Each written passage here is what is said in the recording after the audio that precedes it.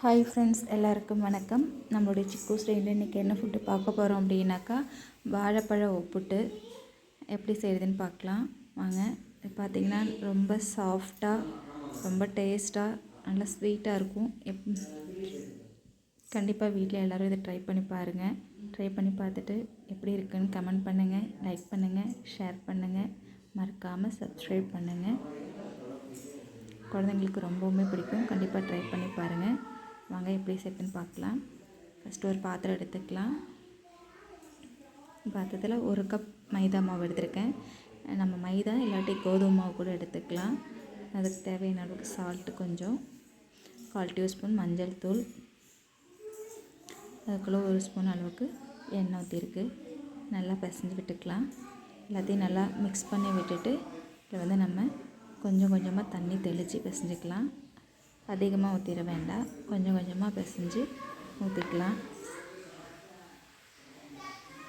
இது பார்த்திங்க அப்படின்னா ரொம்ப சாஃப்டாக, ரொம்பவுமே டேஸ்ட்டாக இருக்கும். நல்லா அமுத்தி நல்லா நைஸாக பிசைஞ்சு எடுத்துக்கலாம்.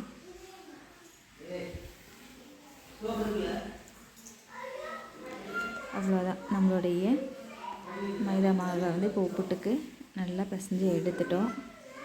அவ்வளோதான், சாஃப்டாகிடுச்சு. இப்போ இதை நம்ம ஒரு 10 நிமிஷம் க்ளோஸ் பண்ணி எடுத்து வச்சிடலாம். இப்போது இந்த உப்புட்டுக்குள்ளே வைக்கிறதுக்கு பூரம் ரெடி பண்ணிக்கலாம். இப்போ பார்த்திங்க அப்படின்னா முந்திரி பருப்பு ஒரு 10 பல் எடுத்துருக்கு. அது கூடவே 3 பீஸ் ஏலக்காய், இதை போட்டு நம்ம ஒரு கொரப்பாக பவுட்ரு பண்ணி எடுத்துக்கலாம். இந்த முந்திரி பருப்பு கூடவே நம்ம பிஸ்தா இல்லை பாதாம் இதெல்லாம் கூட மிக்ஸ் பண்ணிக்கலாம். அது கூட இப்போ 3 பழம் எடுத்துருக்கிறேன். இந்த 3 பழம் தோல் நீக்கிட்டு இப்படி கட் பண்ணி ஸ்லைஸாக கட் பண்ணி போட்டிருக்கு. இதையும் நம்ம இப்போது நல்லா பேஸ்ட் மாதிரி நைஸாக அரைச்சி எடுத்துக்கலாம். அந்த கெட்டி இதுவும் இல்லாமல் நல்லா நைஸாக பேஸ்ட் மாதிரி இப்படி அரைச்சி எடுத்துக்கலாம். அவ்வளோதான், ஓகே. இந்த மாதிரி எடுத்ததுக்கப்புறம் ஒரு பேன் வச்சுட்டு அடுப்பத்தை வச்சுக்கலாம். பேன் கொஞ்சம் சூடானதும் அதில் எண்ணெய் ஊற்றிக்கலாம். இதில் நம்ம நெய் ஊற்றி செஞ்சுக்கலாம். எங்கள் வீட்டில் நெய் ஊற்றினா பிடிக்காதுன்றங்காட்டி நான் எண்ணெய் ஊற்றிருக்கேன். அதில் பார்த்திங்கன்னா 2 ஸ்பூன் அளவுக்கு வெள்ளை ரவை சேர்த்திருக்கேன். அந்த வெள்ளை ரவை கொஞ்சம் நல்லா இந்த எண்ணெயிலே ஃப்ரை பண்ணிக்கலாம். கொஞ்சம் நல்லா ஃப்ரை ஆகட்டும். ஒரு 2 நிமிஷம் நல்லா அந்த எண்ணெயிலே அது ஃப்ரை ஆகட்டும். 2 நிமிஷம் நல்லா ஆயிடுச்சு. 2 நிமிஷத்தில் வேறந்தும் மறுபடியும் 2 ஸ்பூன் அளவுக்கு தேங்காய் துருவல் போட்டுக்கலாம். துருவல் தேங்காய் சேர்த்திருக்கேன். இதையும் சேர்த்து நல்லா அதே மாதிரி 2 நிமிஷம் நல்லா மிக்ஸ் பண்ணி விட்டுக்கலாம்.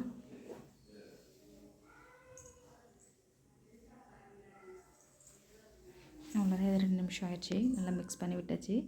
இப்போ நம்ம அரைச்சி வச்சுருக்க அந்த வாழைப்பழம் பேஸ்ட் அதில் கூட மிக்ஸ் பண்ணிவிட்டு நல்லா இது ஒரு 3 நிமிஷம் நல்லா அது கூடவே எண்ணெயோட கூட நல்லா மிக்ஸ் ஆகிற அளவுக்கு கிளறிட்டே இருக்கலாம். கலரை அது பார்த்திங்கன்னா நல்லா திரண்டு வரும். இதனால் நல்லா மிக்ஸ் பண்ணி விட்டுக்கலாம். அது பார்த்திங்கன்னா நல்லாவே திரண்டு வந்துருச்சு.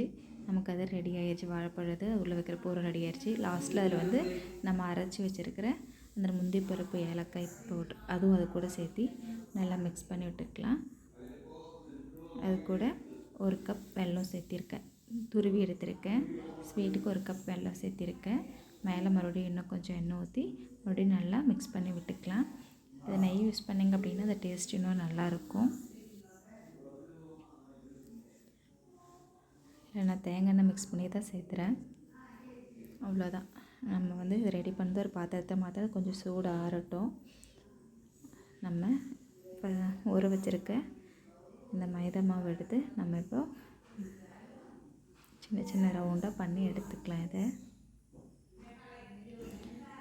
பார்த்திங்கன்னா ரொம்ப நைஸாக இது பண்ணி விட்டுட்டு அதுக்குள்ளே அந்த நம்மளோட ரெடி பண்ணி வச்சுருக்க அந்த பூரத்தையும் அது மாதிரி பாலாக பண்ணி ரெடி பண்ணி அதில் வச்சுக்கலாம். நல்லா தட்டி இது பண்ணி எடுத்துட்டோம். அதுக்குள்ளே நம்ம ரெடி பண்ணி வச்சுருக்க அந்த பூரை ரவுண்ட் பண்ணி அது உள்ளே சேர்த்து வச்சுக்கலாம். அது உள்ளே வச்சுட்டு இந்த மாவு நல்லா ஃபுல்லாக க்ளோஸ் பண்ணிக்கலாம். நல்லா க்ளோஸ் பண்ணிவிட்டு இப்போ அதை நல்லா நம்ம பால் மாதிரி பண்ணி எடுத்துக்கலாம். அவ்வளோதான். இப்போ நம்ம அதை பால் மாதிரி பண்ணி எடுத்துட்டோம். இப்போ வந்து நம்ம சப்பாத்தி தேய்க்கிற கல் மாதிரி அதை வச்சுட்டு அதுக்கு மேலே கொஞ்சமாக எண்ணெய் ஊற்றிட்டு நல்லா தேய்ச்சி விட்டுக்கலாம். இப்போ வந்து நம்ம உருட்டி வச்சுருக்கிற அந்த மாவு அதில் வச்சு நல்லா சாஃப்டாக தேய்ச்சி நைஸாக தேய்ச்சி எடுத்துக்கலாம். பூரம் வெளியே வராத அளவுக்கு ரொம்ப அமுத்தி தேய்க்க வேண்டாம். லேசாக தேய்ச்சாலே அது நல்லா சாஃப்டாக தின்னாக வந்துடும். அந்த மாதிரி இது பண்ணி நல்லா தின்னாக தேய்ச்சி எடுத்துக்கலாம். இப்போ பார்த்திங்கன்னா ரொம்ப நைஸாக நம்மளோட இது தேய்ச்சி எடுத்துட்டோம். இந்த ஸ்டேஜில் நம்ம அடுப்பத்தை வச்சுக்கலாம். மறுபடியும் அடுப்பத்தை வச்சு பேன் வச்சுக்கலாம். பேன் கொஞ்சம் சூடாகட்டும். சூடானதும் கொஞ்சம் எண்ணெய் ஊற்றிக்கலாம். எல்லா பக்கம் படுற மாதிரி கொஞ்சம் நல்லா இது பண்ணி தேய்ச்சி விட்டுறலாம்.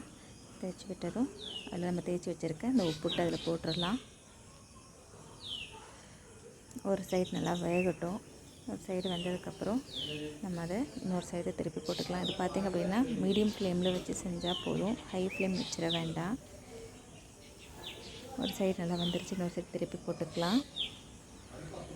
மீடியம் ஃப்ளேமில் வச்சு செய்யும்போது நல்லாயிருக்கும். ஹை ஃப்ளேம் வச்சிடணும் அப்படின்னா கருக்கிற மாதிரி இதுவாயிரும். உள்ளேயும் நல்லா மிக்ஸ் ஆகி வேகணும். அதுக்காக தான் மீடியம் ஃப்ளேம் வச்சா போதும். அவ்வளோதான், நம்மளுடைய பனானாவை போட்டு ரெடி ஆயிடுச்சு. கண்டிப்பாக ட்ரை பண்ணி பாருங்கள்.